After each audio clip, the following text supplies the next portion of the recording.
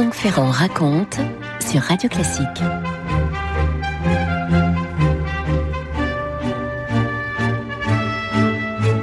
Vous connaissez peut-être le délicieux château de Montaigne à une douzaine de lieues de Bordeaux. Si vous ne le connaissez pas, il faut absolument aller voir cette maison. Et nous l'imaginons au début de l'année 1580, froide matinée d'hiver. Michel de Montaigne est là dans sa bibliothèque, en haut de la fameuse tour. Ça fait 9 ans qu'il vit ici, dans cette tour, pour prendre un peu de hauteur et s'éloigner des problèmes que lui impose la vie quotidienne. Les épines domestiques, comme il dit. Il descend le moins possible en bas. Et il a l'intention de demeurer le plus qu'il pourra en paix afin d'entrer au profond de lui-même.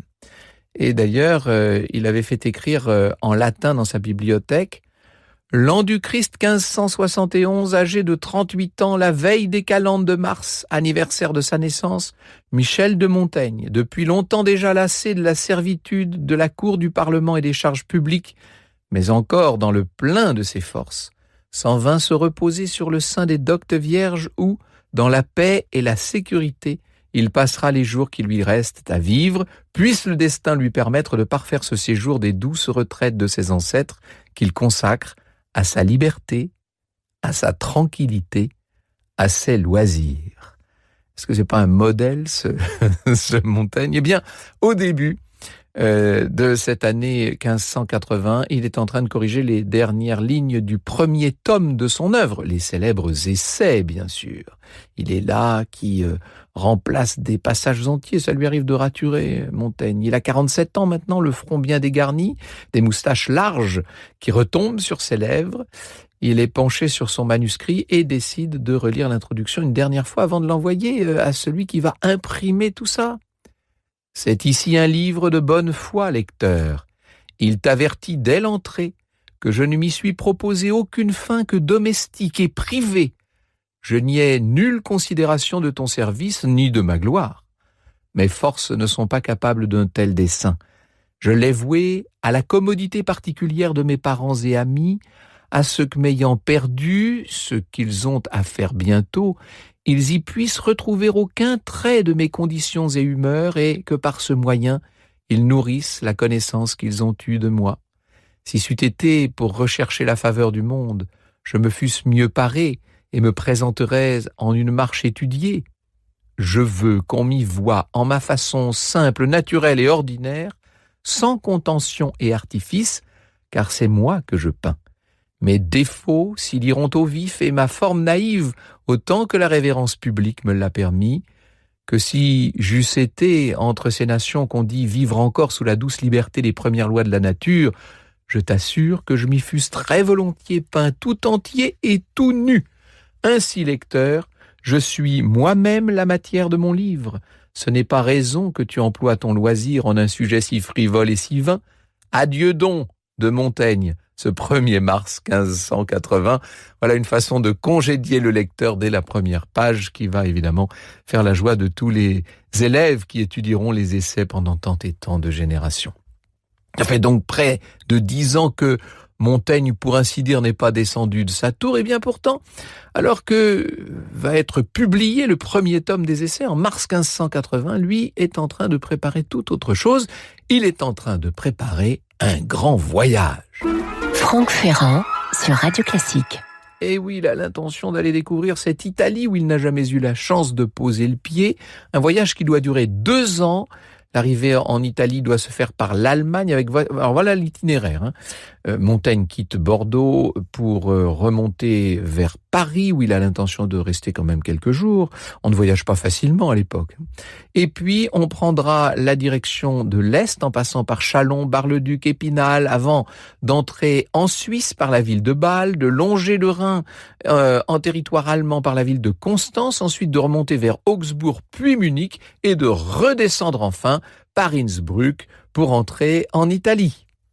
Montaigne avait l'intention de partir le plus loin possible. Arlette Joanna nous dit dans sa belle biographie la lourdeur de la gestion du domaine, le souci des récoltes, la difficulté de la cohabitation journalière avec sa femme, autant d'épines domestiques pour reprendre ses termes, qui l'empêchaient de mener sereinement à bien son projet d'observation de soi. En fait, dans sa maison, Montaigne se trouvait trop souvent en dehors de lui-même, accaparé par des tâches fastidieuses qui engluaient son esprit. Sa vie quotidienne ne lui offrait plus cet étonnement, ce choc de l'imprévu dont il a si souvent souligné la nécessité afin de garder la pensée en éveil.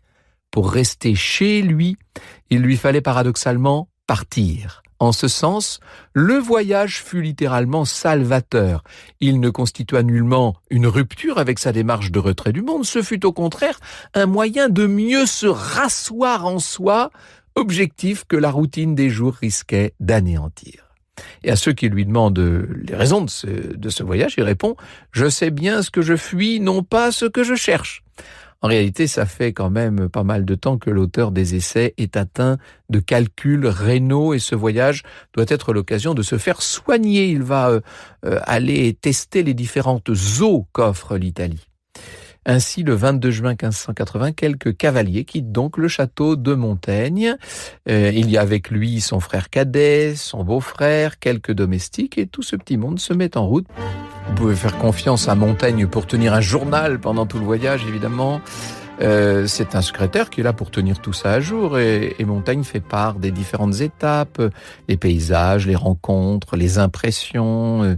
Lorsqu'ils se trouveront en Italie, Montaigne prendra lui-même la plume, il ne dictera plus et il décrira plus en détail ses propres impressions. Dans un premier temps, les cavaliers traversent donc la France. À Paris, Montaigne offre au roi le premier tome des essais, au roi Henri III bien sûr. Mais Montaigne est déçu par la réception que lui fait le monarque qui, c'est vrai, est extrêmement préoccupé par la guerre qu'il est en train de mener. Bref, la France que traverse Montaigne, c'est la France des guerres de religion, avec une tension, des exactions partout, un danger pour les voyageurs quand ils traversent aussi bien les campagnes que les villes. Ils passent à proximité de la fer et le philosophe observe un siège qui s'y déroule avec beaucoup de désolation. À Don Rémy, il a l'intention de visiter la maison natale de Jeanne d'Arc. Et puis, quelques jours plus tard, les voilà à Plombières, où Montaigne se repose dans les bains de la ville. Je vous ai dit, prendre les eaux fait partie de son projet. Ces longues journées à cheval l'ont beaucoup fatigué, il faut dire, évidemment. Et puis, il aime parler avec les habitants, rencontrer des gens. Il veut avant tout confronter sa façon de penser à celle d'autres personnes. Il veut frotter sa cervelle contre celle d'autrui. Vous connaissez l'expression. Je cite Stefan Zweig, qui parle évidemment merveilleusement de Montaigne. Montaigne est d'excellente humeur et sa curiosité l'emporte sur sa maladie. À 48 ans, celui qui se moque toujours de sa vieillesse montre plus d'endurance que les jeunes gens. Dès l'aube, il est en selle, un simple morceau de pain dans l'estomac. Il prend la route et tout lui convient, la chaise à porteur, le pain, la voiture, la selle, la marche à pied. Les méchantes auberges l'amusent plus qu'elles ne l'irritent. Son plus grand plaisir, c'est de voir des gens, partout d'autres gens, partout d'autres meurent. Il est constamment à leur recherche. Dans toutes les classes sociales, il s'ingénie à découvrir le gibier de chacun, c'est-à-dire ses loisirs favoris.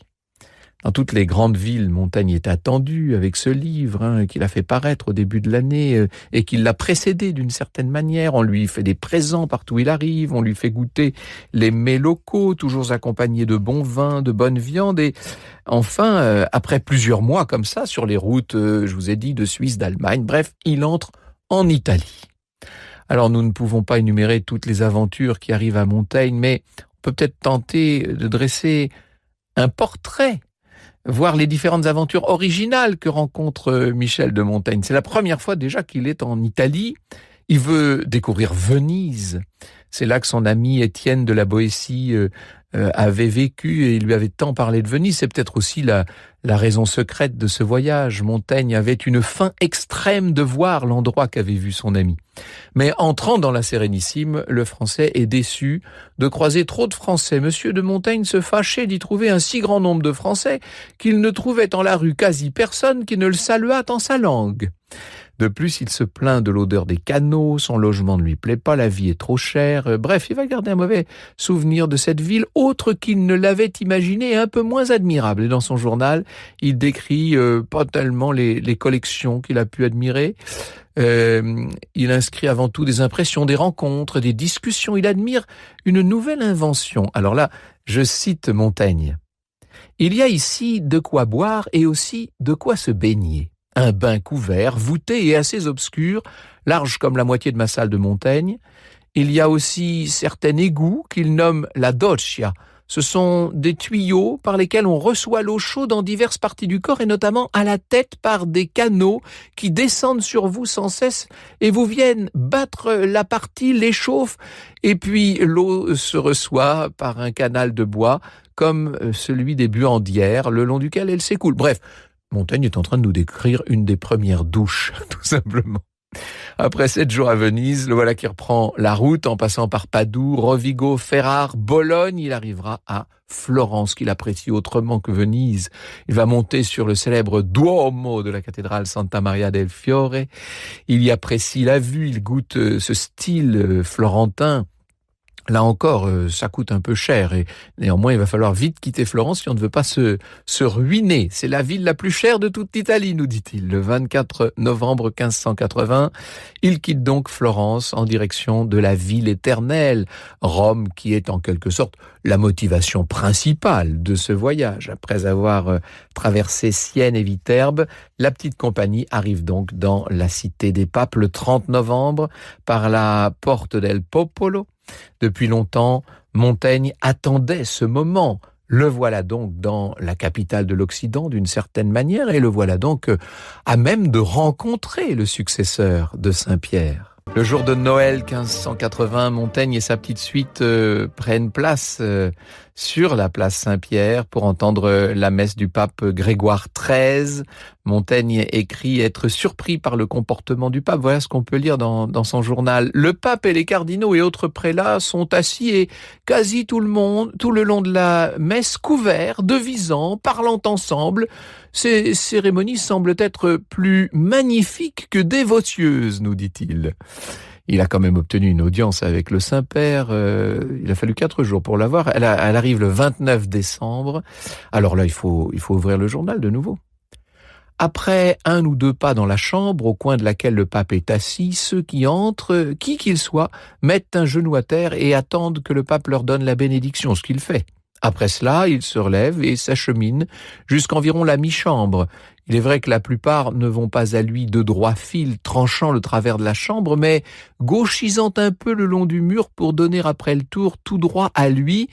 Étant à ce mi-chemin, ils se remettent encore un coup sur un genou et reçoivent la seconde bénédiction. Cela fait, ils vont vers lui jusqu'à un tapis velu étendu à ses pieds, 7 ou 8 pieds plus avant. Au bord de ce tapis, ils se remettent à 2 genoux. Là, l'ambassadeur qui les présentait se mit sur un genou à terre et retroussa la robe du pape sur son pied droit où il y a une pantoufle rouge avec une croix blanche au-dessus. Ceux qui sont à genoux se tiennent en cette assiette jusqu'à son pied et se penchent à terre pour le baiser. Monsieur de Montaigne disait que le pape avait haussé un peu le bout de son pied. Ah oui, tout de même, il y a des égards, qu'est-ce que vous voulez. Montaigne finit par se relever, l'ambassadeur présente le grand sage français, le pape lui donne pour conseil de continuer à dévouer sa vie à l'Église et à toujours servir le roi très chrétien. Montaigne ne peut même pas dire un mot, de nouveau, il est béni, et le voilà qui déjà est amené à reculer et à disparaître de la pièce. Il est un peu déçu, disons-le, de cette rencontre avec le pape. Lui pensait qu'il allait échanger avec le pape. Non, ça ne se passe pas comme ça. Ça le finira par le faire rire, évidemment. Il est d'une façon plus générale un peu déçu par les Romains, mais pas du tout déçu par leur ville. C'est vraiment la grande découverte de ce voyage. Je cite de nouveau Stefan Zweig. Il se laisse fêter et nommer solennellement citoyen romain. Il brigue même ce titre, fier de cet honneur, ce qui ne l'empêche pas d'avouer en toute franchise que son principal centre d'intérêt, ou presque à Rome, comme auparavant à Venise, ce sont les courtisanes, aux mœurs et singularités desquelles il fait plus de place dans son journal qu'à la chapelle Sixtine et à la cathédrale de Florence. Il a retrouvé une sorte de nouvelle jeunesse qui cherche sa voie naturelle. Il semble avoir laissé chez ces dames quelque argent prélevé dans la cassette de pièces d'or qu'il porte avec lui, en partie pour converser, art que ces femmes, à qui ce qu'il en dépeint, font souvent payer plus cher que leurs autres services. Il y a quand même un événement inattendu qui va presser son départ de Rome. Franck Ferrand sur Radio Classique. Et oui, nous sommes arrivés au 1er octobre 1581. Montaigne rentre d'une longue promenade à Monterossi. Le soir, il s'assied à la table où il écrit avant de se coucher. Et voici ce qu'il écrit dans son journal. Alors que j'arrivais à Rome, on me remit des lettres des jurats de Bordeaux qui m'écrivaient fort poliment au sujet de l'élection qu'ils avaient faite de moi pour maire de leur ville et me priaient avec instance de me rendre auprès d'eux. Eh oui, le voyageur n'est plus un anonyme, il est devenu le maire de Bordeaux. Alors qu'il y a plus de 10 ans maintenant, il avait abandonné toutes ses charges, dont celle de conseiller municipal, mais peu importe. Depuis la parution du premier tome des Essais, sa notoriété a tant fait dans sa propre région qu'il a fini par être donc élu. Toujours est-il qu'il va devoir écourter son voyage et le mois suivant, il est déjà de retour au château de Montaigne. Il sera très marqué par le grand voyage qu'il vient de faire, bien sûr, et les 2 tomes suivants des Essais évoqueront grandement l'idée de voyage. Voici ce qu'on peut y lire. C'est peut-être, d'une certaine manière, la conclusion qu'on peut faire de ce grand voyage en Italie. En tout cas, c'est celle qu'a choisie Jean-Baptiste Galen.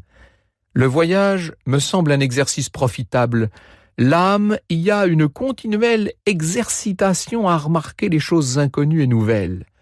Et je ne sache point meilleure école, comme j'ai dit souvent, à façonner la vie, que de lui proposer incessamment la diversité de tant d'autres vies, fantaisies et usances, et lui faire goûter une si perpétuelle variété de formes de notre nature. Le corps n'y est ni oisif ni travaillé, et cette modérée agitation le met en haleine.